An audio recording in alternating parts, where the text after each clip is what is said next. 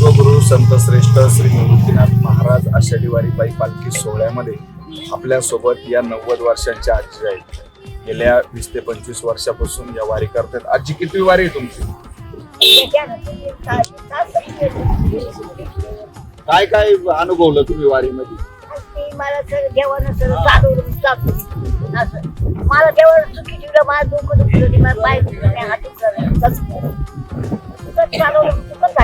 का बरं वाटतं वारीला यावं दरवर्षी? देवाची वेळ, देवाच्या भेटीसाठी देवाची वेळ लागत, आनंद भेटतो का वारी? मग आनंद भेटतो म्हणून तर. आजपर्यंत देव भेटला का वारी?